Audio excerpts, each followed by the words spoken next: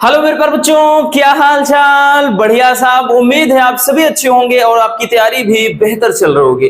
प्यारे बच्चों, आज के इस वीडियो में हम 12th बायोलॉजी के फर्स्ट चैप्टर पुष्पीय पादपों में लैंगिक जनन के एक मजेदार टॉपिक का पोस्टमार्टम करने वाले हैं। टॉपिक है हमारा पुष्प की संरचना। ये आज एकदम बेसिक लेवल से सीखेंगे और ये टॉपिक आपको समझना बेहद जरूरी है, क्योंकि जो स्ट्रक्चर ऑफ फ्लावर है, पुष्प की संरचना, अगर ये आप सीख गए ना भैया, तो पूरे चैप्टर को आप बड़े ही सिंपल तरीके से समझ जाएंगे। क्योंकि बहुत सारे स्टूडेंट को ये पहला वाला जो चैप्टर है बहुत ज्यादा प्रॉब्लम देता है। तो अगर आप चीजों को नहीं समझोगे, बेसिक नहीं सीखोगे, तो भाई चीजें हमेशा ही आपके लिए मुश्किल पैदा करेंगी।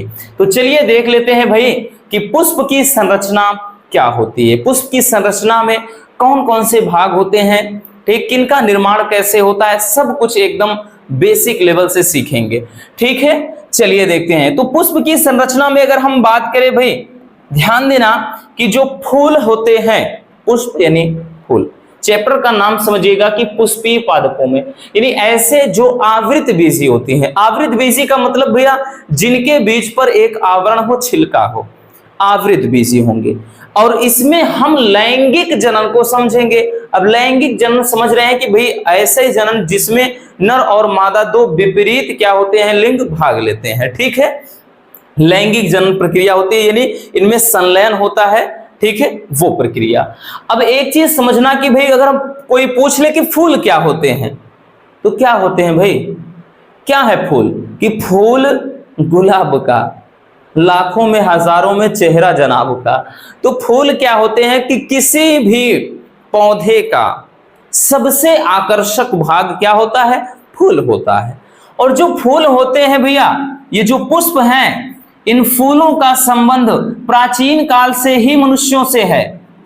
ठीक, प्राचीन काल से ही फूलों का बहुत ही गहरा संबंध है व्यक्ति के साथ। वो कैसे है भाई, किसी का अगर हम बात करें भाई, कोई परलोक सिधार जाता है ना, कोई परलोक चला जाता है, यानी दुनिया से अलविदा हो जाता है, तब भी क्या करते हैं कि भाई लोग मतलब मातम मनाते हैं, गम में क्या करते हैं कि भाई फूल ले जाते हैं, माला चढ़ाते हैं, वैसे भी लोग जाते हैं।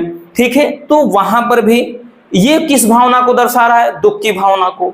और इसके बाद बात करेंगे, घर में कोई फंक्शन हो जाए, भाई शादी विवाह का माहौल है, एकदम चारों तरफ कोई रंगमंच एकदम जमा हुआ है, लोग हंस रहे हैं, गा रहे हैं, मुस्कुरा रहे हैं, नाच रहे हैं, तो ऐसे समय में भी घर में सजावट किससे होती है, फूलों से होती है। तो यहाँ खुशी का माहौल है भाई, एक तरफ गम का माहौल था तो वहां भी फूल, खुशी का माहौल है यहाँ भी फूल। और उसके बाद कोई लैला मजनू वाली फीलिंग आ जाए, प्यार मोहब्बत, तो वहां पर भी फूल चलता है ना। लाल फूल मतलब जिसे होते हैं ना पिंक वाला, उसके बाद क्या कहते हैं जो व्हाइट वाला आता है, फिर येलो वाला आता है। तो हर एक चीज का मतलब अपनी अपना भी कि ये दोस्ती का प्रतीक है, ये प्यार मोहब्बत का, ये ऐसा है वैसा है, दुनिया भर का। तो यूं समझिए कि जो फूलों का संबंध बहुत ही पहले से व्यक्ति की भावनाओं के साथ है, यानी ये व्यक्ति की भावनाओं को प्रदर्शित करते हैं। बट ये चीज हमको नहीं पढ़ना भाई, एग्जाम में ये थोड़ी ना आएगा। तो हमको ये समझना है कि पुष्प के कितने भाग होते हैं। तो भैया ध्यान से समझिएगा, सबसे पहले कि पुष्प के 4 प्रमुख भाग होते हैं। 4 प्रमुख भाग होते हैं, रटना नहीं होगा भैया। आज इस वीडियो को बस कंप्लीट देख लेना भाई, पूरा का पूरा खेल खत्म। तो पुष्प के 4 प्रमुख भाग होते हैं। अब 4 प्रमुख भाग कौन कौन से होते हैं, तो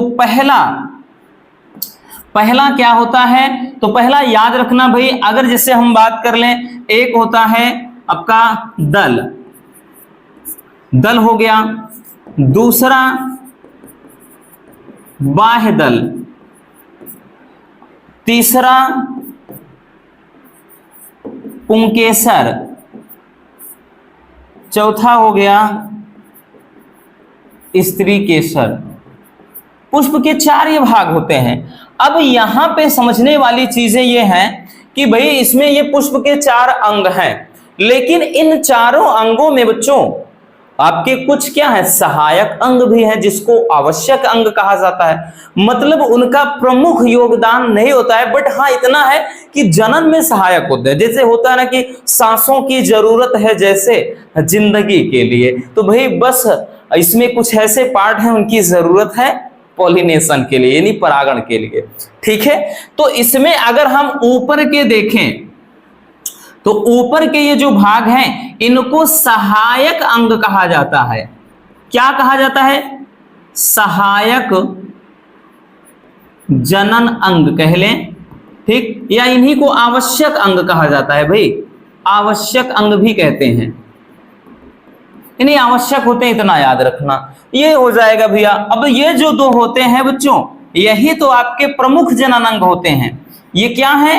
तो यही प्रमुख जनन अंग होते हैं, प्रमुख जनन अंग। क्योंकि अगर हम पुंकेसर की बात करें तो भाई ये किससे संबंधित होता है? नर जनन अंग से। स्त्री केसर ये मादा जननांग से होता है। ठीक है, तो समझ में आ गया भाई। इतना समझ गए कि पुष्प में 4 प्रमुख भाग होते हैं। अगर वैसे में देखें तो भाई ये दोनों सहायक जनन अंग कहलाएंगे, और इसके बाद ये नीचे के 2 प्रमुख जनन अंग कहलाते हैं। ठीक है, तो चलिए समझ लेते हैं भाई पुंकेसर में क्या क्या होता है, स्त्री केसर में क्या होता है, ठीक, दल कौन सा होता है, बाह्य दल कौन सा होता है, सब कुछ समझेंगे। ठीक है भैया, चलिए तो अब हम पुष्प की स्ट्रक्चर को समझते हैं। अब हम देखते हैं भैया एक फ्लावर की कंप्लीट स्ट्रक्चर क्या होती है, यानी पुष्प की संरचना कैसे होती है। इसको रटने से ज्यादा समझना पड़ेगा, तभी आप आराम से इसको लिख सकते हो बिना रट्टा मारे। चीजें कोई भी हो भैया रट कर नहीं तैयार की जा सकती, समझना पड़ता है। तो भाई सबसे पहले पुष्प में अगर हम बात करें बच्चों, तो सबसे पहले आपने देखा होगा कि फूल में सबसे पहले नीचे एक ऐसे डंठल की तरह स्ट्रक्चर होती है, एक लंबी संरचना जिसको कहा जाता है वृंत। वृंत एक धागे नुमा एक मोटी सी स्ट्रक्चर होती है, वृंत कहते हैं। अब उसके बाद अगर आप ध्यान दें तो वृंत के बाद यहां से एक इस तरह से फूली हुई स्ट्रक्चर होती है। ठीक है, क्या होती है? एक फूली हुई स्ट्रक्चर। इसको थोड़ा हम अदर कलर से कर देते हैं, इसी में थोड़ा मैच करता रहेगा। ये फूली हुई स्ट्रक्चर होती है, तो इसको क्या कहते हैं? तो इसको कहा जाता है बच्चों पुष्पासन, पुष्प का आसन। ठीक, क्या कहते हैं? पुष्प आसन, यानी पुष्प का आसन। पुष्पासन मतलब जिस पर फूल टीका होता है, ठीक, उसको कहते हैं पुष्प का आसन यानी पुष्पासन। अब पुष्पासन के बाद आपने फ्लावर में देखा होगा बच्चों इस तरह से, मतलब हरे हरे रंग बिरंगी स्ट्रक्चर निकली होती है। ठीक है, आपने देखा ना कि इस तरह से हरी हरी, जैसे टमाटर में देखिए चक्कर की तरह होता है चारों तरफ से, बैंगन में देख लीजिए निकला होता है 4 से 5 रहता है। ठीक है, इसी तरह से मतलब अदर गुड़हल में देख लीजिए तो इसमें जो हरे रंग की चारों तरफ से चक्र की तरह स्ट्रक्चर निकली होती है, फैली होती है। अभी हम लास्ट में दिखाएंगे आपको। ठीक है, तो इसको क्या नाम दिया गया है? तो भाई ये हो जाता है, इसको कहते हैं क्या कहते हैं भैया? तो ये होता है आपका बाह्य दल, बाह्य दल। और ये सहायक जनन अंग होता है। हालांकि ये दोनों नहीं होते हैं, ये पुष्प के सहायक जनन अंग या प्रमुख जनन अंग कुछ भी नहीं होते हैं। ठीक है, यहां से होता है ये जो बाह्य दल होता है। अब बाह्य दल के बाद कहानी अब यहां से शुरू होती है। तो सबसे ज्यादा फूल का सबसे रंग बिरंगा वाला जो ये स्ट्रक्चर होता है भैया, यही क्या होता है? इसी को कहा जाता है क्या? दल कहते हैं। इसी को दल या पेटल यानी जिसको पंखुड़ी सब नाम दिया गया है, तो ये होता है। ठीक है ना, और यही क्या होता है? रंग बिरंगा होता है भाई, यही रंग बिरंगा होता है। ठीक है, ये चीज। ठीक, तो इसका काम क्या होता है? ये जो रंग बिरंगा होता है इसका काम है भैया कीट पतंगों को अपनी ओर आकर्षित करना, यानी परागण के लिए क्या करना है? खींचना। क्योंकि 2024 और 23 के बोर्ड एग्जाम में पूछा गया है कि दल का काम क्या होता है, पुष्प में दल का कार्य क्या होता है या दल पुंज का कार्य क्या होता है? तो कीटों को अपनी ओर आकर्षित करना, क्योंकि ये रंग बिरंगा रहेगा तभी कीट पतंगे आकर्षित होंगे। ये चीज हो जाता है। अब इसके बाद आपने देखा है भाई कि फूल में इस तरह से एक स्ट्रक्चर होती है। इस तरह से एक स्ट्रक्चर होती है, ऐसे, ठीक, ऐसे एक स्ट्रक्चर होती है। तो इसको क्या कहते हैं बच्चों? तो ये जो फूली हुई संरचना है, यहां से पूरी की पूरी ये संरचना, तो ये पुष्प का हम बात करें तो ये पुष्प का मादा वाला भाग होता है बच्चों, और ये पूरा का पूरा होता है, इसको कहते हैं स्त्री केसर। स्त्री केसर होता है। अब यहां से अगर आप समझेंगे तो इसके बाद इस तरह से निकली होती है स्ट्रक्चर, ऐसे, ठीक, ऐसे निकला होता है भैया। इसको क्या कहते हैं? इसको क्या कहा जाता है? तो ये बच्चों होता है, एक मिनट, इस तरह से, तो ये पुष्प वाला नर भाग होता है, जिसको क्या कहते हैं? इसी को कहा जाता है पुंकेसर। क्या कहते हैं भैया? पुंकेसर। मतलब समझ गए? तो इस तरह से फूल की एक स्ट्रक्चर होती है, ठीक है ना। तो यहां पर सब देख गया भाई कि पुष्पासन क्या है, अब बाह्य दल क्या है। अब उसके बाद ये तो हमने बताया कि जो पेटल होता है जिसको दल कहते हैं, ये क्या होता है? पेटल, पंखुड़ियां, या फिर इसको दल कहते हैं। अब अगर जैसे बाह्य दल एक हो तो केवल बाह्य दल नाम रहेगा। इसमें जैसे 3 से 4 हो जाते हैं, एक से अधिक बाह्य दल हो जाता है, तो उसी को बाह्य दल पुंज नाम दे दिया जाता है। समझना है ये चीज। अब उसके बाद जैसे दल है तो भाई एक से अधिक पेटल्स यानी पंखुड़ियां, बहुत सारी पंखुड़ियां होती हैं, तब मिलाकर के उसको दल पुंज कहते हैं। इसी तरह पुंकेसर में आपके क्या होता है भाई? पुंकेसर में एक परागकोश होता है। परागकोश के अलावा ये जो डंडी नुमा है, इसको बोलते हैं क्या? तंतु कहा जाता है, फिलामेंट। तो इसको सामूहिक रूप से यानी पुंकेसर के समूह को नाम दे दिया गया है पुमंग। इसी तरह स्त्री केसर में भाई ये आपका क्या होता है? वर्तिकाग्र होता है। ये जो लंबी नली है वर्तिका होती है, ये पूरा फूला हुआ है, इसको अंडाशय कहा जाता है। अब अंडाशय के अंदर स्ट्रक्चर बात करें तो भैया इसके अंदर क्या होता है? ये बीजांड होता है, ठीक है। तो ये समझना पड़ेगा आपको इस तरह से, ठीक है। तो यहां पर अब हमने इसमें बताया कि भाई पुंकेसर में होता क्या है। तो पुंकेसर में ये जो फूला हुआ है इसको बोलते हैं परागकोश। क्या कहते हैं भैया? परागकोश कहा जाता है, ठीक है। अब उसके बाद इसके 2 प्रमुख भाग होते हैं, किसके? पुंकेसर के, परागकोश, और ये जो डंडी नुमा संरचना है इसको तंतु कहते हैं, फिलामेंट। बाकी वैसे देखें तो जिससे ये जुड़ा हुआ था है बीच में, यानी जो पराग जो कोश को अलग करता है, इसमें कोष्ठ होते हैं, तो उसको योजी या संयोजी ऊतक भी कहा जाता है। अब इसी को सामूहिक रूप से नाम दे दिया जाता है पुमंग। पुमंग क्या कहते हैं? पुमंग, यानी पुंकेसर के समूह को पुमंग कहा जाता है, ठीक। अब स्त्री केसर में अगर बात किया जाए बच्चों, तो स्त्री केसर में क्या क्या होता है? तो भाई सबसे ऊपरी भाग जो होता है घुंडी नुमा, इसको बोलते हैं वर्तिकाग्र। क्या कहते हैं? वर्तिकाग्र। वर्तिकाग्र के बाद अगर हम बात करें जो लंबी नली होती है इसको बोलते हैं वर्तिका। क्या कहते हैं? वर्तिका। सबसे निचली ये जो फूली हुई स्ट्रक्चर है इसको कहा जाता है बच्चों अंडाशय। क्या कहते हैं भाई? अंडाशय, ठीक। क्या कहते हैं? अंडाशय कहते हैं। क्योंकि अगर हम इसमें देखें भाई यहां पर क्या हो, इसी में आपके अंडाणु भरे होते हैं, ठीक। क्योंकि ये अंदर का स्ट्रक्चर क्या कहा जाता है? तो इसको जो ये फूला हुआ है इसको अंडाशय कहा जाता है, ठीक। बीच वाला बीजांड होता है। तो ये फ्लावर की स्ट्रक्चर होती है। देखा भाई कि इसमें बहुत ज्यादा स्ट्रक्चर, मतलब पूरा का पूरा फैला दे तो बहुत सारे हैं, लेकिन समझना है अच्छे से बस कि पुष्प में 4 प्रमुख भाग होते हैं। कौन कौन होता है भैया? तो हमने बता दिया कि दल, बाह्य दल। दल पुंज कब कहा जाता है? जब बहुत सारे, मतलब एक से अधिक दल मिल जाए दल पुंज कहा जाएगा।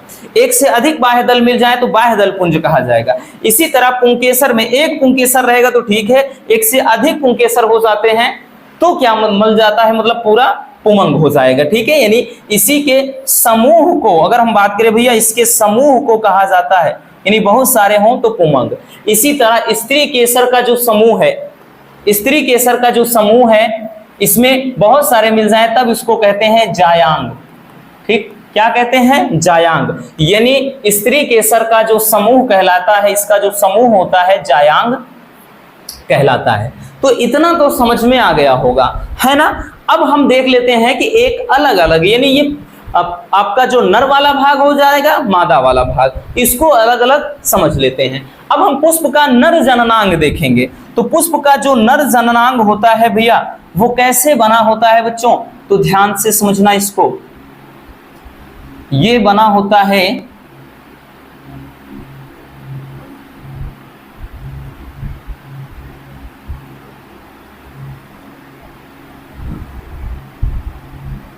इस तरह से, ठीक। अब इसको थोड़ा अगर हम बड़ा बनाए फिगर भैया, इसका थोड़ा बड़ा सा चित्र बनाए बच्चों। अगर हम इसको ऐसे भी लिख सकते हैं, मतलब इसके कई स्ट्रक्चर हैं, आप बना सकते हैं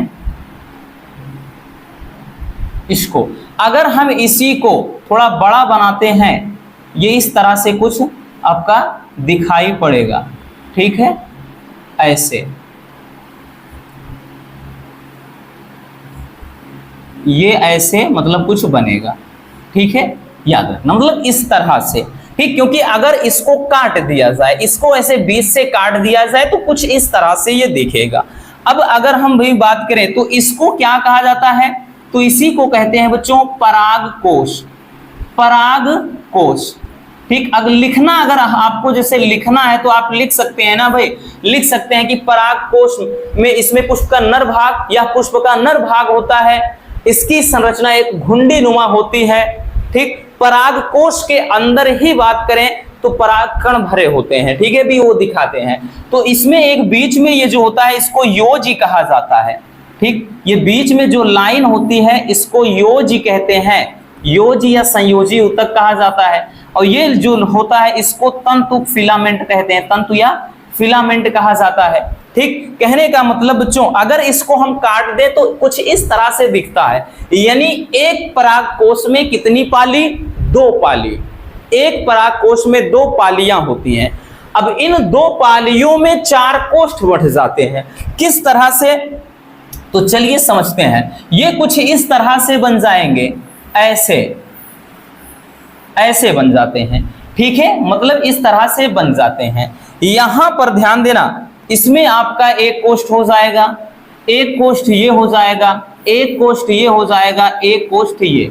अगर इसको हम बच्चों डिवाइड कर देते हैं ऐसे, तो भैया इसको अगर हम बांट देते हैं तो 2 पालियां हो गई। मतलब एक पाली इधर हो गई, फर्स्ट पाली, और एक पाली इधर हो गई। पूछा जाता है परागकोश में कितनी पाली, 2 पालियां हो जाती हैं, है ना। अब 2 पालियां हो जाती हैं, बट कोष्ठ की बात करें तो भैया 4 कोष्ठ होते हैं। कितने कोष्ठ होते हैं, 4 कोष्ठ होते हैं। कौन जी, 1 2 3 4 कोष्ठ हो गए। अब इन्हीं कोष्ठों में अगर हम बात करें तो इन्हीं कोष्ठों में क्या होता है बच्चों, लघु बीजाणु धानी होता है। क्या होता है, इन्हीं कोष्ठों में लघु बीजाणु धानी होता है भैया, याद रखना, लघु बीजाणु धानी होता है, ठीक। अब किसे कहते हैं, यानी इसी 4 कोष्ठों को अगर पूछ लिया जाए लघु बीजाणु धानी क्या है, तो लिखेंगे कि पराग कोष्ठ में 2 पालियां होती हैं, प्रत्येक पाली में 2 कोष्ठ होते हैं। इस तरह से एक पराग कोष्ठ में 4 कोष्ठ हो जाते हैं, यानी पराग कोष्ठ में 4 कोष्ठ। इन्हीं 4 कोष्ठों को क्या कहा जाता है, लघु बीजाणु धानी कहा जाता है। यानी इसमें लघु बीजाणु ये धानी होता है। अब इन्हीं लघु बीजाणु धानी में, ठीक है, हमने क्या बताया कि ये क्या होता है, लघु बीजाणु धानी, लघु बीजाणु धानी होता है। अब इन्हीं लघु बीजाणु धानी से क्या होता है बच्चों, लघु बीजाणु धानी से ही लघु बीजाणु का निर्माण होता है, लघु बीजाणु का निर्माण। अब लघु बीजाणु मतलब क्या होता है बच्चा, लघु बीजाणु का मतलब भैया होता है परागकण, परागकण। क्योंकि इन्हीं पराग, ये जो आपका होता है परागकोश, ठीक है, इन्हीं परागकोश में ही लघु बीजाणु धानी होती है। लघु बीजाणु धानी से ही लघु बीजाणु यानी परागकण का निर्माण होता है, पोलन ग्रेन जिसको कहते हैं, परागकण यानी पोलन ग्रेन। तो ये हो जाता है पुष्प का नर भाग। आप लिखना चाहते हैं तो लिखेंगे ऐसे ही अच्छे से कि पुष्प का यह मतलब लिखेंगे, यह जैसे पुंकेसर हो गया, तो ये पूरा का पूरा स्ट्रक्चर यानी पूरा का पूरा क्या कहलाता है, तो ये भी याद रखना भाई, ये पूरा क्या होता है, पुंकेसर होता है। ठीक, तो लिखेंगे या पुष्प का नर जनन भाग या नर जनन अंग होता है। इसके निम्नलिखित भाग होते हैं, तो कौन कौन से भाग, परागकोश, आप योज भी लिखना चाहते हैं ये भी हो जाएगा, तंतु, बट प्रमुख यही दो होते हैं। फिर उसके बाद आप पूरा ये भी इसमें थोड़ा समझाना चाहते हैं तो लिख सकते हैं ऐसे, ठीक, बट इतना डिटेल्स में जाने की जरूरत नहीं है। अब उसके बाद हम पुष्प का मादा वाला भाग समझ लेते हैं। पुष्प का मादा जननांग क्या होता है, तो भाई जो हमने फिगर बनाया है इस तरह से, ठीक, इस तरह से जो हमने भी फिगर बनाया पुष्प में ही जो फ्लावर की स्ट्रक्चर बनाया था ये, ठीक, ये वाला पूरा, तो ये क्या होता है भाई, ध्यान से समझना बच्चों, ये जो होता है यहां पर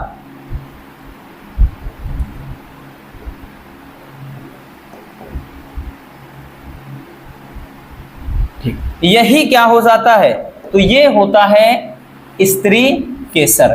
क्या कहते हैं इसको, स्त्री केसर कहते हैं, स्त्री केसर, पुंकेसर और स्त्री केसर। अब स्त्री केसर में तो लिखेंगे कि ये पुष्प का मादा जननांग होता है या मादा जनन तंत्र होता है। अब उसके बाद बात करें भैया स्त्री केसर में कौन कौन से भाग होते हैं, तो सबसे पहला होता है वर्तिकाग्र, लिखाए थे, बताया था पुष्प में वर्तिकाग्र। इसके बाद ये जो होता है वर्तिका, और ये सबसे निचला हिस्सा होता है अंडाशय, ठीक है, अंडाशय। बाकी तो बात करें भैया तो इसको तो बीजांड कहा जाता है, ठीक। अब इसके अंदर जो रहेंगे अंडाणु ही रहेंगे, ठीक, ये चीज। तो यहां पर अब अगर एक एक के बारे में लिखना भी पड़ जाए तो लिख सकते हो। वर्तिकाग्र क्या होता है, ये मादा का हम बात करें जो मादा जनन तंत्र होता है, यानी स्त्री केसर का सबसे ऊपरी एक घुंडी नुमा संरचना होती है, ठीक। वर्तिका फिर क्या होता है भैया, तो वर्तिका ये क्या होता है, वर्तिका के नीचे एक लंबी नली नुमा संरचना होती है जिसको कहा जाता है वर्तिका। और अंडाशय क्या होता है, तो ये सबसे निचला, यानी स्त्री केसर का सबसे निचला और फूला हुआ भाग होता है, ठीक। ये क्या होता है, अंडाशय हो जाता है। तो ये पुष्प का मादा जनन तंत्र या मादा जनन अंग होता है। अब हम देख लेते हैं, जैसे कंप्लीट स्ट्रक्चर में अगर हम समझते हैं तो आप देख सकते हैं यहां से भाई, आप इसको अच्छे से देख सकते हैं, ठीक है, ये आप देख सकते हैं कि पूरा का पूरा आपके सामने ये दिख रहा है, ठीक। अगर आप एक एक चीज देखें तो सब कुछ इसमें आपके सामने है। ये वाला भाग क्या है, तो भाई वर्तिकाग्र है, हमने बताया स्टिग्मा बोलते हैं। उसके बाद ये एक जो लंबी नली नुमा संरचना स्टाइल होती है वर्तिका होती है। फिर नीचे का ये जो फूला हुआ भाग हमने बताया था भैया अंडाशय होता है, ठीक है ना। तो ये पुष्प का कौन सा भाग होता है, स्त्री केसर, देख सकते हैं ये लिखा है, क्या लिखा है, तो ये स्त्री केसर हो जाता है, स्त्री केसर। अब पुष्प का नर वाला भाग हम बात करें तो ये वाला का पूरा भैया, ये जो आपको कई दिख रहे हैं बहुत सारे, ठीक, समूह जब मिल जाता है तो पुमंग कहलाता है, एक ही रहता है तो पुंकेसर तो ये रहेगा ही। अब ये पूरा का पूरा एक कंप्लीट होता है क्या चीज, पुंकेसर। अब पुंकेसर में होता क्या है, तो ऊपर सबसे पहले जो होता है इसको पराग कोश कहा जाता है, एंथर कहा जाता है। उसके बाद ये जो डंडी की तरह स्ट्रक्चर है, एक नली के नुमा संरचना है, इसको तंतु या पुतंतु, जिसको फिलामेंट कहते हैं, ठीक। ये दो ही होते हैं, बाकी तीसरा भी अगर आप समझेंगे, दो तो प्रमुख होते हैं, बाकी ये देख सकते हैं ये जो दोनों को अलग किया हुआ है तो इसे कहा गया है, हमने बताया था योज कहते हैं या संयोजी ऊतक कहा जाता है, ठीक। तो ये आपका पुंकेसर और स्त्री केसर ये प्रमुख जनन अंग होता है। बाकी अगर हम बात करें तो अब देखिए ये जो यहां से ये अगर इसके बारे में देखें तो ये इसको कहा जाता है, तो इसको हमने क्या बताया था बच्चों, वृंत कहते हैं। अब ये जो फूला हुआ भाग है इसी को नाम दिया गया है क्या, पुष्पासन, यानी पुष्प का आसन पुष्पासन। उसके बाद बच्चों इसमें यही जो हरे रंग की निकली है तो इसी को बाह्य दल कहा जाता है, ठीक, सेपल का कहते हैं। अब उसके बाद ये जो आपका यहां से दिख रहा है ना पिंक कलर में, क्रीम कलर में भैया रसगुल्लों दिखाई पड़ रहा है, तो तो ये वाला जो भाग दिखाई पड़ रहा बच्चों आपको, इसी को कहते हैं पेटल्स, बोले तो पंखुड़ी या फिर दल। बहुत सारी पंखुड़ियां मिलकर दलपुंज बनाएंगे और बहुत सारे बाह्य दल मिलकर बाह्य दलपुंज कहलाते हैं। ठीक है, इतना याद रखना। और बहुत सारे पुंकेसर रहेंगे तो उसी को पुमंग कहेंगे, और बहुत सारे स्त्री केसर रहेंगे तो उसी को जायांग कहते हैं। ठीक है, तो ये सब चीज अच्छे से आप समझ जाइएगा। तो बस आज के इस वीडियो में इतना ही। तो ये एकदम बेसिक लेवल था। उम्मीद है कि आपको अच्छे से हर एक टॉपिक समझ में आ गया होगा। तो बस मिलते हैं किसी और शानदार टॉपिक के साथ। उम्मीद है कि ये आपको अच्छे से समझ में आ गया होगा। अगर वीडियो पसंद आई हो तो भाई प्यार से एक लाइक जरूर कर देना, और नए हैं तो चैनल को सब्सक्राइब जरूर कर लीजिए। Love you, bye bye, take care. और हाँ, प्यारा सा कमेंट छोड़ दीजिएगा।